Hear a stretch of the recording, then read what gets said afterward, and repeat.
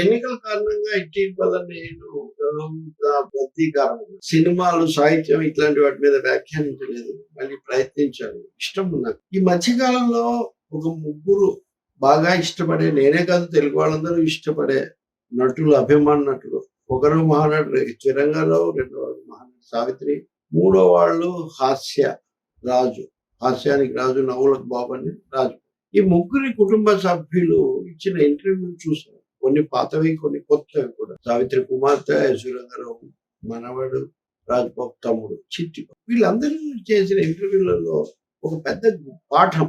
అది యూట్యూబ్ లో వీడియోలు చేసి రకరకాల అవే కామెంట్స్ చెప్పే వాళ్లకు, అలాగే వాళ్ళ అభిమానులుగా ఉండి వాళ్ళ గురించిన కథలు విని ఏదేదో ఊహించుకునే వాళ్లకు కనువిప్పు కావాలని నేను ఈ మాట చెప్తున్నాను. మహానటులు, నిర్మాతలు, దర్శకులు వీళ్ళందరూ కూడా చివరి దశలో చాలా కష్టాలు పడ్డారు, దివాళా ఎత్తారు, కన్నీటిలో చనిపోయారు, పట్టించుకునే వాళ్ళు లేకపోయారు. ఇలాంటి కథలు చాలా విస్తారంగా కనిపిస్తుంటాయి.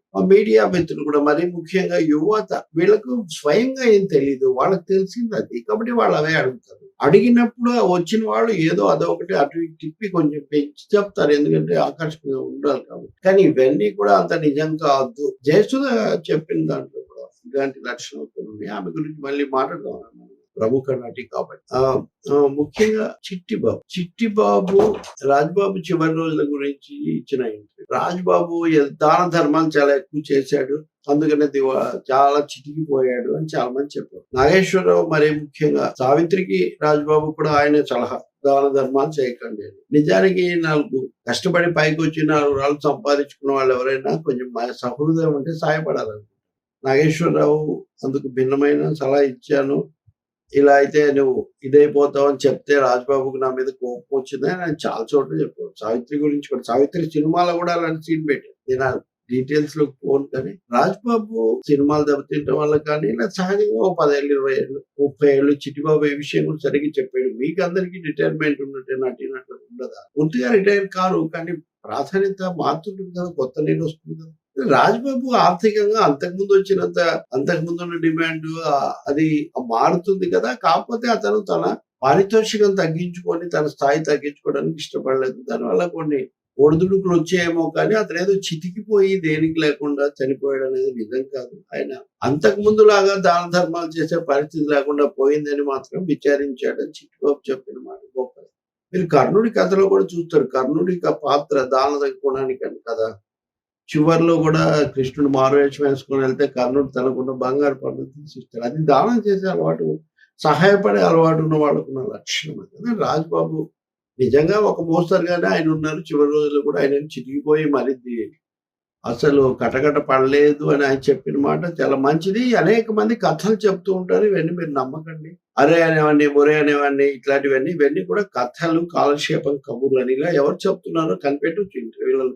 సమస్య కాదు, కానీ అది ఒక ధోరణి. ఇంకా సావిత్రి గురించి అయితే బహుశా సావిత్రి విషాద పాత్రలు బాగా పండించారు, హాస్యం కూడా బాగా చేస్తారు, కానీ విషాద పాత్రలకు, కుటుంబ పాత్రలకు ఆమె పెట్టింది పేరు. ఆమె జీవితంలో ఆమె విషాద మరణం చెందారు, అందుకని ఆమె చాలా చితికిపోయారు అని చాలా చాలా చెప్తారు. కానీ ఆమె కుమార్తె విజయ్ చెప్పారు, అల్లుడు గారు కూడా బాగానే ఉన్నారు. ఆమె మేమున్నవన్నీ సంపాదించింది, ఏం కాలేదు. కొంత ఆర్థికంగా పరిస్థితి, ఇప్పుడు చిన్న వయసులో వచ్చిన పాత్రలు పెద్దగా రావు. ఇంకా కొన్ని సమస్యలు, ఆరోగ్య సమస్యలు, శరీర స్వరూపంలో వచ్చే మార్పు, అంతే తప్ప వాళ్ళేదో చాలా చితికిపోయి అసలు ఇంకేదో బతకలేక బతికారు, దానికి ఎవరో కారణం అని చెప్పడం. ఒకరిద్దరు ఉన్నారు అచ్చంగా ఇలాంటి మాటలు చెప్తుంటారు.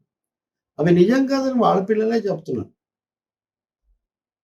రంగారావు గురించి మాత్రం ఆయన మనవడి నిజానికి అబ్బాయి అప్పుడు పెద్దగా చూసి ఉండడు, కానీ రైవల్రీ గురించి మటుకు ఆయన పాత్రలు రాకుండా చేసేవాళ్ళు ఎన్టీఆర్, ఏఎన్ఆర్ అని అతను చెప్పింది మరి ఎంతవరకు అనేది ఆ తరంలో వాళ్ళు చెప్పాలి. పోటీ మటుకు వాళ్ళిద్దరితో ధీటుగా నిలబడిన, కొన్ని సందర్భాల్లో వాళ్ళని కూడా డామినేట్ చేసిన విగ్రహము, వాచకము, అభినయము రంగారావు సొంతం.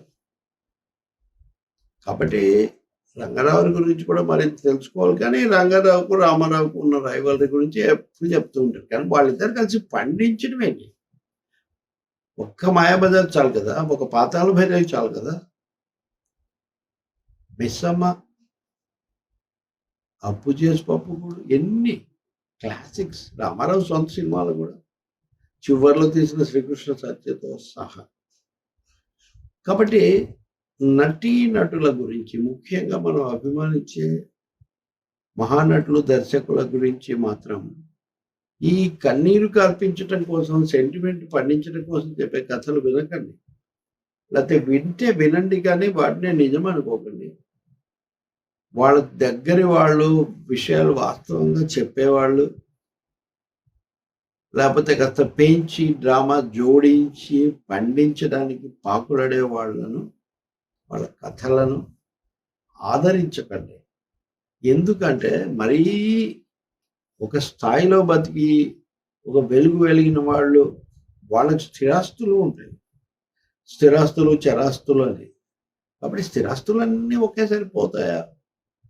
కొంతమందికి ఎందుకు పోతాయంటే వాడు చాలా చాలా చిత్రాలు తీసి, ఇప్పుడు 'కాంతారావు' పిల్లలు వాళ్ళు చెప్తుంటారు. ఆయన చాలా సినిమాలు ఎక్కువ తీశారు. వరుసగా ఫ్లాప్స్. 'సాగర్' చివరిలో తీసిన 'స్వాతి చినుకులు' ఏదో దాంతో. సో, 'చంద్రమోహన్' ఎక్కడో చెప్పారు. దివాళా తీయటానికి ఇతర కారణాల కంటే సినిమాల మీద శక్తికి మించి ఖర్చు పెట్టడము, వాళ్ళ ఆశాభంగం చెందడం, విఫలం కావడం కారణం. ఇది మాత్రం సినిమా వాళ్ళకు సంబంధించి. ఇంకొన్ని మనం ముందు ముందు మాట్లాడదాం.